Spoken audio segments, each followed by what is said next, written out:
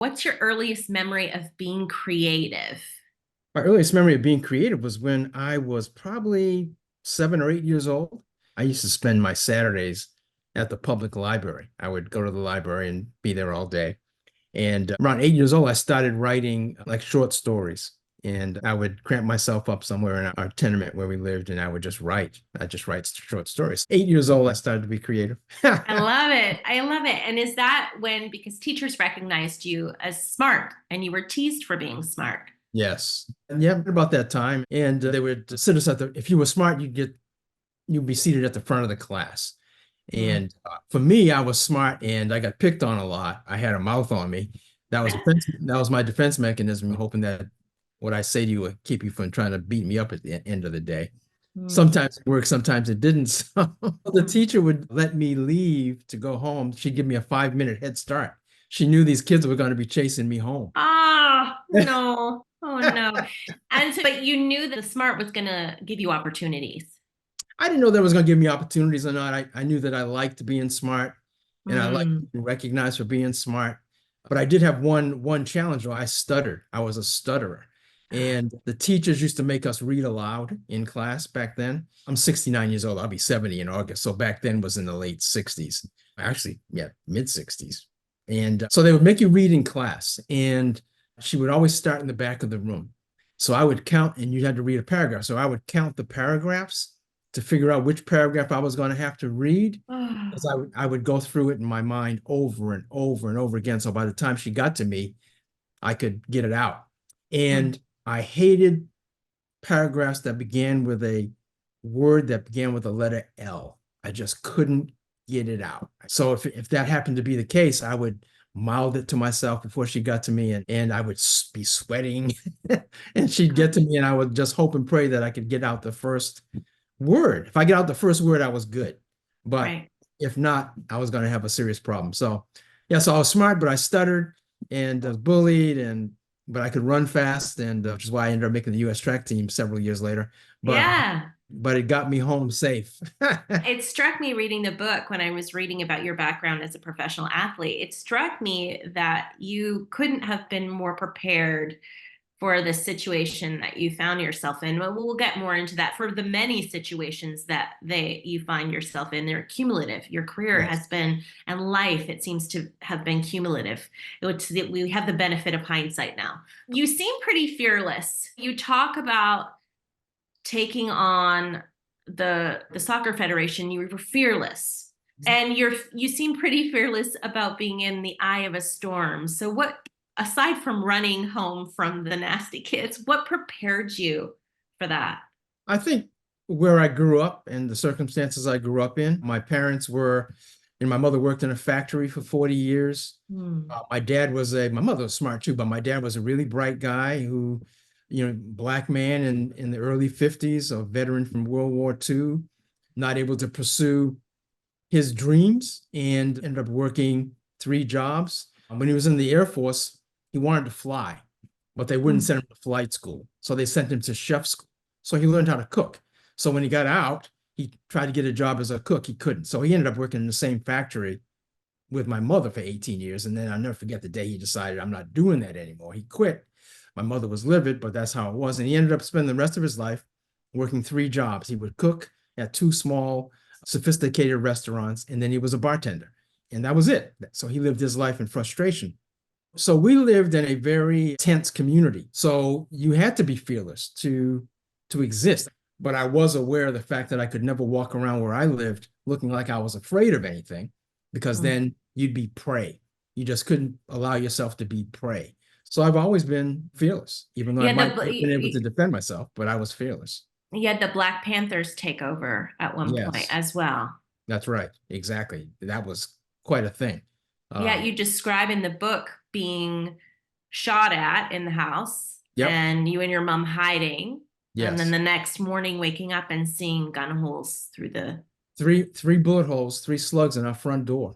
Unnerving to say the least, but that's where we lived. And that situation went on for a couple of weeks where we were basically in a war zone where the city would come around during the day and put the street lights back in. And right after they did that, the Panthers would go around and shoot the lights out so that it would be dark at night in the neighborhood so the police wouldn't come into the neighborhood, and they didn't.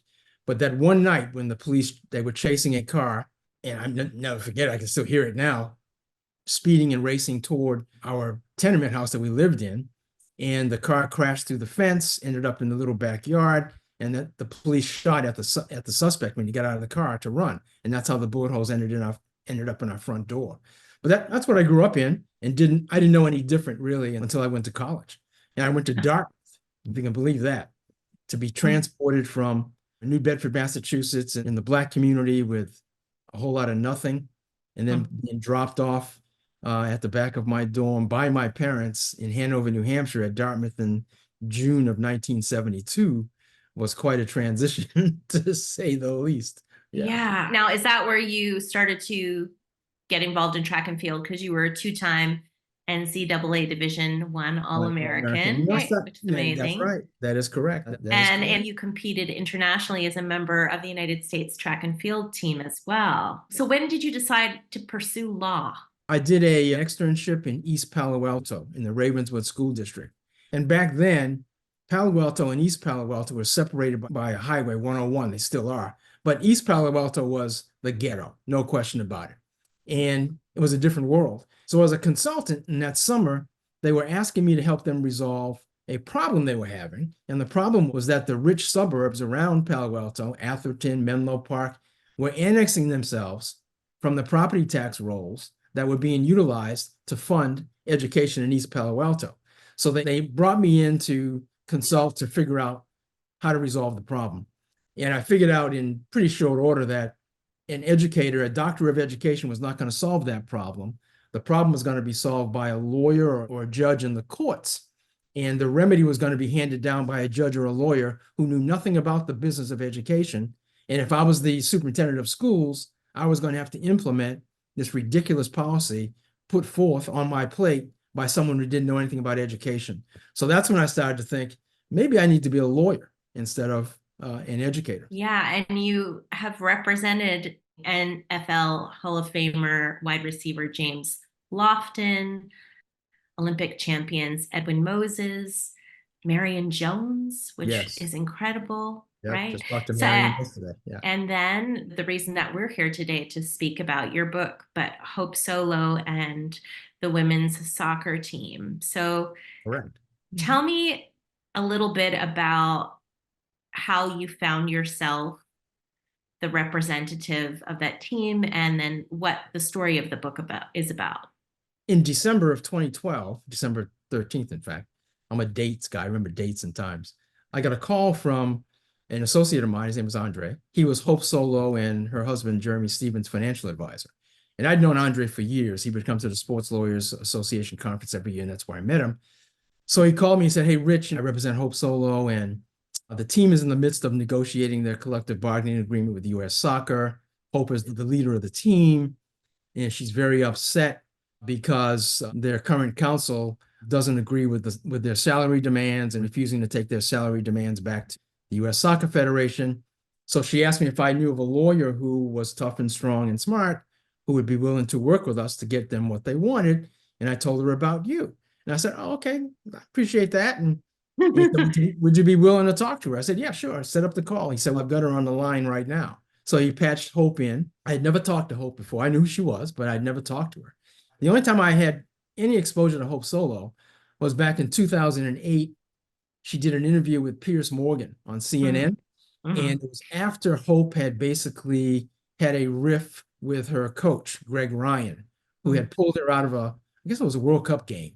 And they ended up losing the game 4-0. And Hope made the bold comments afterwards that if she had been in the game, they wouldn't have lost the game, that kind of thing. So I remember watching her and I thought, wow, she's really smart and brave, a little rough around the edges, but wow, I really respect her honesty and her willingness to come out and tell it like it is. Mm-hmm. So when I got her on the phone, I hear this very soft voice and I'm thinking, is this really Hope Solo? It's not the Hope Solo who was interviewing. Yeah. But it was her. And she explained the situation and she said, "Would you be willing to help us, Rich?" I said, "Sure. Yeah, absolutely." I said, "What's the next step?" She said, "Are you willing to get on a conference call tomorrow with the team?" Sure. So I did. They talked me through the situation. "Would you be willing to come to Boca Raton the next day and meet with us in person?" I did. And at the time, I had a law partner of mine who went with me, and we listened to them and we gave them a little presentation on what we thought we would do or they should do and how we could help them. And when we left the meeting, we were on the way to the airport, and the team took a vote to either replace their current counsel or hire. At the time, it was going to be two of us, and they voted 9-9. It was a tie. And so Hope called me on the way to the airport. And she says 9-9. I'm really upset. Blah. We're going to take another vote, and well, I'll call you back. So she called me back the next morning, and they had taken another vote, and it was 10-8 to keep their current counsel.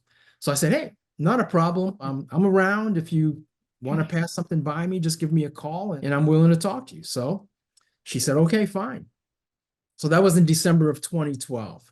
13 months later, in January of 2014, I got a call from Hope, and she told me, hey, Rich, it's been a year. We signed this MOU, this memorandum of understanding, which was basically an agreement to agree. It really wasn't the CBA, but we're unhappy. U.S. Soccer hasn't lived up to their obligations as usual. Would you be willing to meet with us and talk with us? Sure. So I met with the team, talked with them again, told them what I thought they needed to do. And I told them, I said, look, you have to understand that your life as a professional athlete is very short, and you have to maximize your potential to earn money. And the only way you're going to do it is to be in control of your circumstance. And you just need to take control, period. And if you bring me on, I can help you do that. So they liked it and said they were going to do it. But months went by, maybe 6 months went by before I heard from them again. So I heard from them again in June of 2014. Yes, they want to bring me on, but Abby Wambach and Christy Rampone, who were the captains of the team at the time, wanted to talk to me again. So I had a call with, actually, it ended up only being Abby Wambach who talked with me in February. We had a 30-minute conversation, and they decided, okay, we really like you. We're going to sign you up. But they didn't. So now we get to September of 2014. Oh my God. Hope called me and said, would you be willing to fly to Rochester, New York, and meet with us again? This will be the third time. And I'm sorry, but the team is kind of decisive, blah, blah. I said, no problem. So I went to Rochester, New York, and I met with them again for the third time. And that was the time when they took a vote and decided, okay, we're going to bring Rich on and dismiss our previous counsel. What I didn't know at the time when I met with them that day was that they had just met with the previous counsel and Sunil Gulati, the president of U.S. Soccer. And the team had decided that their counsel and Sunil, over a 14-year period of time, had become basically too chummy and too friendly, to the extent that the team didn't feel like, his name was John, that John was representing their interests, wasn't advocating for them as vociferously as he could or should. Those two, Sunil and John, had met with the team just before they met with me. I didn't know that they really wanted me because they felt that I would really, represent them. Yeah, you write in the book about the gentlemen's agreements that they had that weren't even contractual, about the fact that the women had no maternity leave. They were flying in coach to games. The soccer fields weren't checked. There was no post career benefit at all. There's no 401k. There's no nothing. And that the men's team ranked 24th in the world versus the women's team ranked number 1, right, in the world, netting $5 million in ticket sales, and the men losing 1 million, and the women aren't being paid equally. So, there's so many things you took into consideration here, and so many tactics I thought were interesting in your book. But one of the first ones, and it sounds like, again, given this long trajectory to being hired, was creating unity among the team members, right? And then teaching them to leverage the power of no. Yes, absolutely. So I'm curious, how were you able to build unity for them? And when they're, understandably, their income is at stake, at the same token, it's like the discrepancies are so egregious. So it seems to me like, why wouldn't you get on board that bandwagon? But I'm not there. I'm not living in that moment, so I don't know. I think a few things had happened to the team over the years since the 1999 team won the World Cup. And that's really when the battle for equal pay began, was back then. And they got tremendous pushback from the Federation, even back then. But I think there was always this mentality that if we continue to win and we continue to do well, the Federation will come around and treat us fairly. They really will. We believe that they will. Why wouldn't they? How come they're treating us this way? It can't last. So by the time I got there, in that last meeting in September of 2014, before they signed me up, I told them, I said, look, if you bring me on, I'm only as powerful as the power that you give me. And the power that you can give me, that you're going to have to give me in order for me to get you what you need and want, is unity. There's 24 of you. It's got to be 24 to zip. The vote's always got to be 24 to nothing. Otherwise, I don't have the power. Yeah. There can't be any dissenters at all, ever, in all this stuff that we're going to try to do, because we're going to be pushing boulders aside. So there can't be a crack in the armor. You can't give U.S. soccer any notion that there's weakness or vulnerability in what we're trying to do. And a 23-1 vote on something is exactly that: vulnerability, no unity. Unity is power. Power will get you leverage. Leverage will help us get what we want, period. It's just that simple.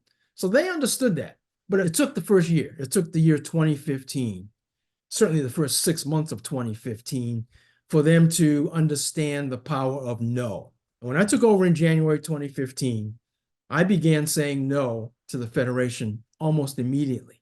The first sponsorship deal they came to us with was the FIFA 2016 video game with EA Sports.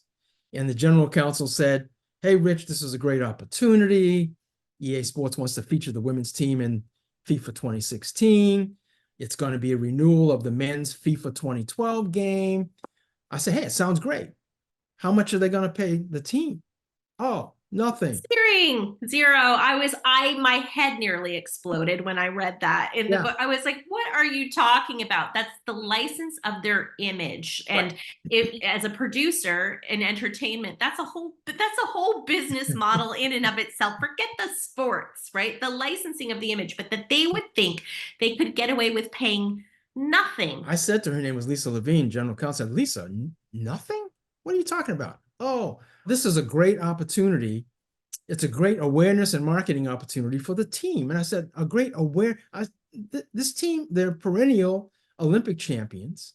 They've won, at the time, it was 2 World Cups. They don't need any awareness or visibility. They already are. It's the men's team that needs that kind of help. We don't need that. And we're not doing it for nothing. You have to. No, we don't have to do anything. We don't have to do anything. And we're not doing it for nothing, period. Oh, but we've already negotiated the deal. We're far down the line. The storyboards are already marked up. One of the women on the team are going to be featured on the cover of the game. I said, I don't care. We're not doing it for nothing. No. I'll take it back to the team. I have to and see what they say, but I'm telling you what they're going to say. They're not doing it for nothing. And that's what the team said. We're not doing it for nothing. So when the Federation realized that these women were not going to show up, but the Federation had already contractually agreed with EA Sports that the women would be available to participate, Federation realized they were going to have to come up with something. So Lisa Levine called me back one day and she said, Rich, just be straight with you. You've already made the commitments for the women to participate in this game. We're kind of stuck. So I'm basically— Too bad. Too bad for you. Yeah. Too bad you're stuck. Anyway, sorry. Yeah. We're all family here, the whole family discussion. So we can offer you 20,000. We can offer the team 20 grand, one-time payment. Total for 24 women. Yeah. The men are only getting 120,000 a year. It's a renewal of their deal before, where they got 120,000 a year. It's a good faith gesture on the Federation's part. We understand where you're coming from, blah, blah, blah. So I said, let me take it back to the team. So I took it back to the team and I said, look, let's do it. They understand now that, or I thought they did, that we're not taking no money to do anything. So this would be 20,000 more than we had, but they got the message. They've gotten the message. So the team agreed. So between January of 2015 and April of 2015, the Federation presented 3 or 4 more deals like that to us, which paid little to no money at all. And we rejected them all. And that kind of set the stage for going to the World Cup, winning the World Cup, and then having real leverage to get what the women wanted. The first opportunity to do that was, I wrote about it in the book, when the team won the World Cup and 2 captains of the team, Christy Rampone and Abby Wambach, asked literally asked the president of the federation for the next weekend off. Off, yeah. And it was the first weekend after the World Cup, after a 30-day grueling World Cup competition. They were mentally and physically fatigued. They just wanted the weekend off, and they were told pretty point blank, no, we've already marketed the team for the NWSL games this weekend. They're all sold out based upon the fact that national team World Cup champion players are going to play, and no, you're going to play.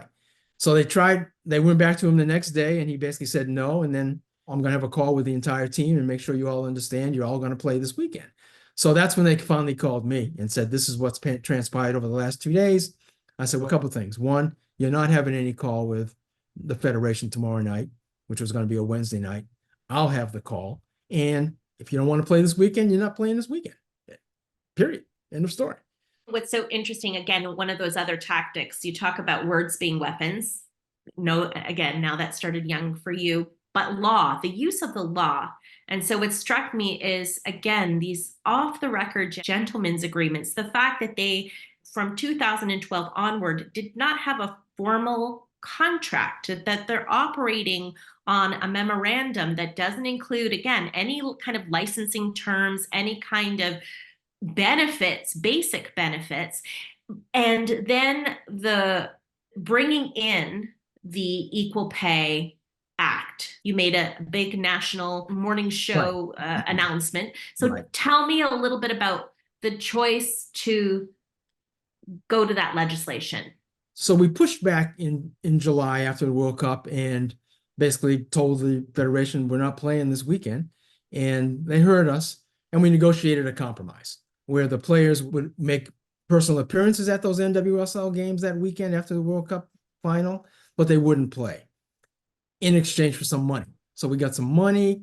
They only had to make appearances and didn't have to play. That's what they wanted to do. So with that, we had a victory. With that, that was the first time we used the World Cup championship leverage to get what the players wanted. So from that point forward, I knew that we had the leverage required to pursue this equal pay opportunity in the next collective bargaining negotiation. You call it a nuclear bomb too. You call it, and strategically, it was a nuclear bomb for you. Right. Yeah, it was. It was. Because I don't think they were expecting it, and they weren't expecting it to come from a team that now had some leverage to really push the issue to get what they wanted. So that's what we did in January of 2016. What I did was in August, a month after the World Cup victory, a month after we pushed back and didn't play those NWSL games, I met with Sunil Gulati, the president of the federation. I said, hey, Sunil, look, that MOU has no marketing provisions. There's no group licensing provisions. There are no provisions in it that allow individual players to market themselves and their brand to make money off of their World Cup victory and probably the next year's Olympic victory. Why don't we negotiate the new collective bargaining agreement, start doing it now so that it can be finished before the Olympics in 2016, so the team and the women can have the benefit of being able to leverage their celebrity and their victories into competent money for them. So he agreed to that, which I was surprised about. This is August of 2015. He agreed to it, but then they dragged their feet and they didn't have the preliminary first meeting with us about CBA negotiations until November 30th of 2015. So we had that initial meeting. We were very transparent about what we were going to ask for. Then we spent the month of December, the team, putting together the collective bargaining agreement proposal. And then we presented it to the federation in early January of 2016 and started physical negotiations for that deal, which was for equal pay and a bunch of other things, group licensing, health benefits, maternity leave, 401k, 401k, catastrophic insurance, all kinds of things that they should have had already. So that's how we got to the negotiation point of a CBA proposal that had equal pay as the driving force of the proposal. And the lesson here is commitment. Be committed. 100%, commitment it's binary. You're either committed or you're not. You can't be 80% committed, 60% committed, and expect to achieve your objectives and goals. You got to be 100% committed. And this team, the U.S. National Women's Soccer Team, at the beginning of the equal pay push, they were 100% committed. But they lost two things. They lost unity. That means they lost leverage. And then they lost their commitment their 100% commitment to equal pay, and they did not get equal pay. Mm-mm. That system they agreed to, the pay-to-play system, it's not equal pay. It's the same compensation system that's paying the men's team, but it's not equal pay. And as always, the devil is in the details, especially with the U.S. Soccer Federation. So therefore, you got to maintain your commitment. This team was in the red zone, 20 yards from scoring the equal pay touchdown, but they lost their commitment. And I understand it. I totally understand it. The human condition, survival, is a very strong incentive. They chose survival. I get it. But you got to be 100% committed. That's the lesson. If you commit, maintain the commitment. It's going to be stormy. It's going to be hard. It's going to be rocky. You're going to feel pain. You're going to get slimed. You're going to get all this. But if you maintain your commitment, you're going to get to the other end and you're going to get the gold ring. Period.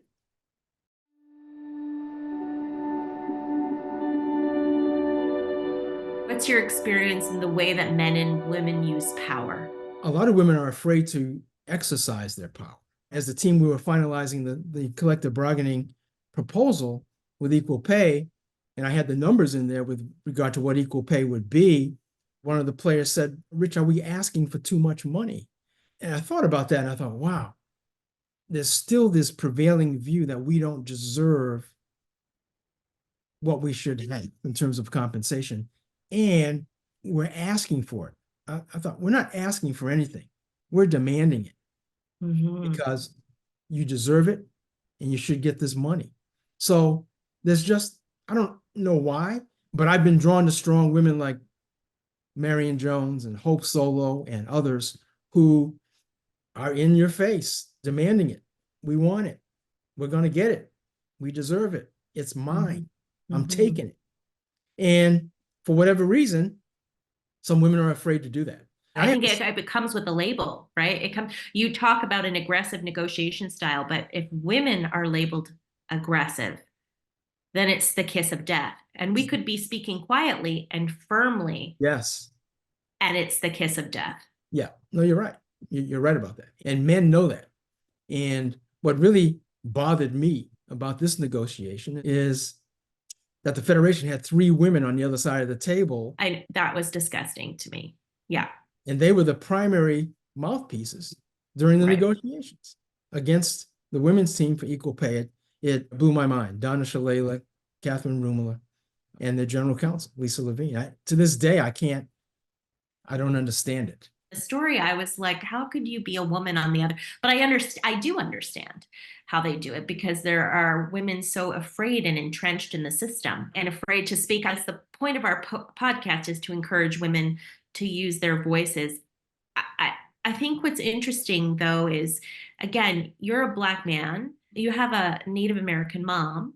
Right. So you identify as Black. Is that correct? Yeah. In America, if your dad's Black, you're Black. I've always identified as Black. Yeah. So I think you talked about, even when you were making the announcement for equal pay, about the optics, not wanting the optics of being a Black lawyer with white women. And that was really confusing to me, because I was so glad you were in the 60 Minutes piece. But I think that's powerful. Personally, I feel that's a powerful statement. So that's a reality that Black lawyers, Black professionals have to accept and live with. It's just a reality for us that whatever we do is summarily discounted. And what I worried about with that was I didn't want, because it was a bold move, serious nuclear bomb. You've got 5 white, high-profile female players on the World Cup champion U.S. women's national soccer team suing their employer for equal pay and violation of Title VII wage discrimination at the EEOC. That is never happened before. Groundbreaking, revolutionary, is setting a stage for other women in the workplace to maybe do the same thing, to have the courage and the bravery to do the same thing. And I worried that if it was me sitting on the set with them on the Today Show, a Black lawyer putting forth this bold move, that it would be discounted. as something that I was doing for my benefit and not for the benefit of the team, and it wouldn't have been taken seriously. And I sit here convinced today that it wouldn't have been. It would have been discounted and dismissed. But if It just makes perfect sense to me. See, Yeah. for me, it makes perfect sense that you would understand it and that you would actually hear them in a way that, again, they had not been heard. Right. Exactly. And to a certain extent, even during the across the table negotiations, I felt that I wasn't necessarily being taken seriously. And one of the lawyers on the other side consistently rolled his eyes at me whenever I talked. And he did it to me 3 times in the first session. The 4th time I leaned across the table and I said, man, if you roll your eyes at me again, it'd be the last time you roll your eyes at me. But it was a sign of disrespect. It was a sign of, oh, what are you talking about? You're just a black lawyer. You don't know what you're talking about, blah, blah, blah. That's how I interpreted it. And that's how he meant it. There's no question in my mind about it. You have to be cognizant of that. You have to take action based on that. It can't be about you. And that's why it's funny. I didn't tell Jeffrey Kessler that he was going to sit on the set until 20 minutes before. And he's like, why not you? I said, hey, trust me, just go out there with him. One, he's Jeffrey Kessler. He's the preeminent sports lawyer in the world, Tom Brady's lawyer, whole 9 yards. He's going to be taken very seriously. And it was. You talked about the eye of the storm and some of the things that you mentioned, like that it was the perfect storm, that so many things were the perfect storm. And we're seeing it again right now with the WNBA stuff as well playing out. Intuition is something you mentioned. Desire is something you mentioned. Those seem like very feminine leadership. And I'm curious, we talked about power. Do you think women lead differently? And if so, how? Yeah, I think women do lead differently. And when they decide to take the lead, they're very good at it. Very good at it. In fact, I prefer working with women because women are very directed. They know what their objective is. Ego doesn't get in the way. Men, ego is always the first thing. And women execute. They get it done. That's how my mother was. She was passively aggressive. We had nothing, but she made sure that what we did have, we had it.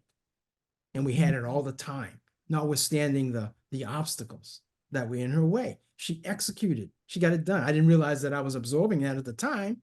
But as I look back on it, that's what I saw in my mom, who had little to nothing but herself, her intuition, her strength, her ability to make decisions, and her ability to control the household. My mother controlled our household. So once a woman decides that she's going to lead, beware, because she's not giving up. And men don't know how to deal with that. The Paycheck Fairness Act, which expands on provisions in the Equal Pay Act, and that makes it illegal for employers to pay men and women unequal ages for performing the same work, has been introduced 13 times over 2 decades, and it still has not passed. So what do you think we need to do if we can make this whole lesson that you've learned actionable? What do we think we need to do to tip the balance? You need a Hillary Clinton to be the president of the United States. That's what it boils down to. And that's why she's not the president of the United States, because the Republicans pulled out all stops to make sure that she didn't assume that role. And unfortunately, women didn't vote for her either. 53% of the suburban women voted for Donald Trump. They abandoned ship. Yeah. And we're still looking at that probability today as we speak. Oh, yeah, we're seeing it with abortion. We're seeing it in so many areas that women, again, this fear, this pervasive cultural discrediting of our value, our belief that we don't deserve to be paid. We're winning the World Cup. We're winning the Olympics, and we still don't. Is it too much? Am I being paid too much? Really? I think men single out women like Hope Solo and others who are strong and forceful and in your face and eliminate them. And that's the message that they're sending to the rest of the world. If you get out there and you put your career and your life on the line, we're going to take it. We're going to take it. That's what's going to happen to you. And that's why that's why the U.S. Soccer Federation fired Hope in August of 2016. They claimed it was because she called the Swedes cowards. That wasn't the case. How do I know it wasn't the case? Because the coach, Jill Ellis, and Sunil Gulati flew back from Rio with Hope and told her not to worry about it. That was like on the 13th or 14th of August. And then on August 24th, she's fired. It just so happened that it was right about that time when 60 Minutes knocked on their door, U.S. Soccer, and they realized that, wow, 60 Minutes is doing an investigation. So now we have to cut off the head of the leader of we have to cut off the head of the snake, of the person who's the most forceful on the U.S. women's soccer team for equal pay, and that's Hope Solo. And if we fire Hope Solo, right, the greatest of all time goalkeeper, the reason why we've got World Cup and Olympic victories, we'll send a message to the rest of the team that if she can be fired, so can you. So you better get off of this equal pay trip as soon as you possibly can. And that's what happened. It seems so obvious to me. You're doing the same job. Of course, you should get paid the same. And again, the dollars, there are significant dollars. It's not like they would be broke if they gave somebody a raise. So what do you think it's about? It's about, and I heard them say it, the men that run the federation do not believe that the level of competition in the women's league and women's soccer is the same as the level of competition for the men. So they believe that if you are competing in an inferior environment, an environment that's inferior to the men's competitive environment, you don't deserve to be paid what the men get paid. That's what they said. They had the temerity to actually vocalize that. So how do I interpret that? Inherently, they believe that women are inferior. Yes, and that actually makes total sense when you say that, because inferior playing conditions, inferior pay, it just is a reflection of their internal value system. Yes. And what I heard consistently, you women should be happy to be here playing and getting paid. We, the United States Soccer Federation, we have invested more money in your team than any other federation around the world. Be happy, shut up, and play. That was they have to invest in that team because it's the only one they have that's winning. So they have to do it. That's not the logic. I understand. That's not the logic at all. That's not their mindset. Their logic, in my view, having been with them and listened to the federation, they would rather not have the U.S. women's national soccer team, because their focus is the men's team and being a feeder system for the MLS and the pro leagues. That's all they care about. They don't care about the women. They still don't. They still don't, and still don't provide the women respect. Why is it that you like to represent women? Why are you drawn to the stories and to the support and to be an ally of women? What do you think that is? Because I believe that women are stronger, have stronger constitutions than men. When women are committed to something, it gets done. Women do the work.